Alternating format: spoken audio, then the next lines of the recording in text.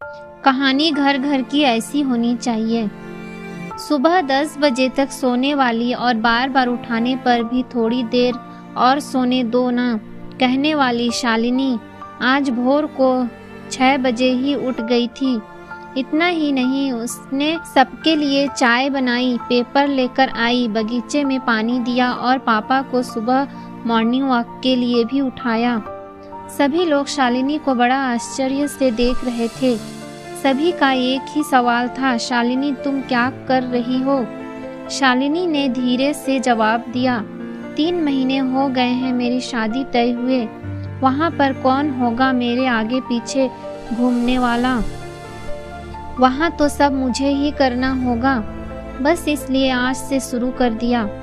घर की बेटी को इतना समझदार होते हुए देख सबको खुशी हो रही थी और साथ साथ बुरा भी लग रहा था।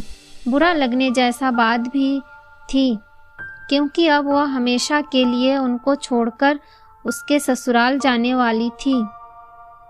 1 और महीने बीत गया और आखिरकार शालिनी की शादी हो गई। वह अपने ससुराल आ गई। सुबह समय पर जाग जाएगी या नहीं, इसी विचार में वह रात भर सो ही नहीं पाई। सुबह होते ही उसने नहाया और पूजा की और खाना बनाने की तैयारी करने लगी। वह सोचने लगी कि आज खाने में क्या बनाया जाए जो बड़े और बच्चों दोनों को पसंद आए। तभी पीछे से एक मीठी आवाज आई। शालिनी ने पीछे मुड़कर देखा तो उसकी सासू माँ थी। अरे बेटा, इतनी जल्दी क्यों उठ गई? शादी की भागदौड़ में थक गई होगी, ऊपर से घर वालों की याद भी आती होगी और मैं जानती हूँ रात को ठीक से सो भी नहीं पाई होगी। ऐसे तो तुम्हारी तबीयत खराब हो जाएगी। शालिनी मन ही मन सोचने लगी, मेरी सासू माँ तो बिल्कुल वैसी नहीं है जैसी मैं सोच रही थी। मैं तो डर के मारे कितने दिनों से सुबह जल्दी उठने का प्रयास कर रही थी। यहाँ तो परिस्थिति बिल्कुल अलग है।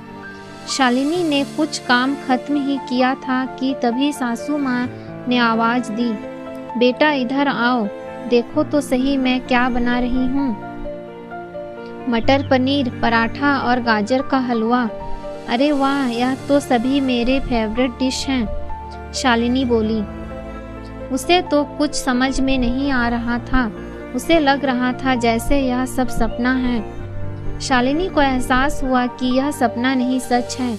सासू माँ ने कुछ कहा, शालिनी सुन नहीं पाई। वह थोड़ी डर गई।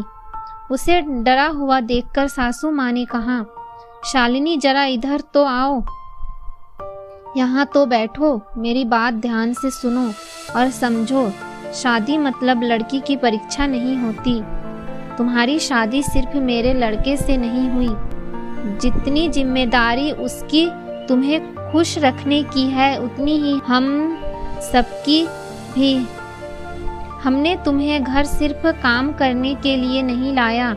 तुम्हें क्या क्या आता है, यह तुम हमारे लिए क्या कर सकती हो, यह सब देखने के लिए तो बिल्कुल नहीं। और हम तुम्हारी आज़ादी भी तुमसे नहीं छीनेंगे। अगर अपनी बात करूं तो मुझे सिर्फ एक अच्छी फ्रेंड चाहिए थी। मैं बिल्कुल नहीं मानती कि बहू को सुबह सुबह जल्दी उठकर पूजा पाठ करना चाहिए, और मैं यह भी नहीं मानती कि बहू को बहुत अच्छा खाना पकाना ना चाहिए। शादी का मतलब तुम्हारे सपनों का बलिदान बिल्कुल भी नहीं हो सकता। बल्कि मैं तो कहूँगी कि शादी का मतलब तुम्हारे सपनों को और ज़्यादा ऊंची उड़ान देना होना चाहिए। हम सब हमेशा तुम्हारे साथ हैं, हर दिन हर पल। शालिनी की शादी को अब 10 साल बीत चुके थे। इन 10 सालों के सफ़र में उसने जो अनमोल रिश्ते कमाए थे उनमें से एक थी माँ। जी हाँ, वही सासू माँ जो अब उसकी माँ बन चुकी थी। शालिनी ने अपने जीवन में काफ़ी उतार चढ़ाव देखे थे, लेकिन उसके मन में यह एक सोच बहुत पक्की बैठी थी कि जब भी उसके लड़के की शादी होगी और घर में बहू लाएगा तो वह भी अपनी सासू माँ की तरह ही अपनी बहू के साथ व्यवहार करेगी। टीवी सीरियल में सास बहू को दिखाया जाता है वही वास्तविकता है, ऐसा बिल्कुल नहीं है। समय के साथ लोग बदलते हैं, लोगों के विचार बदलते हैं।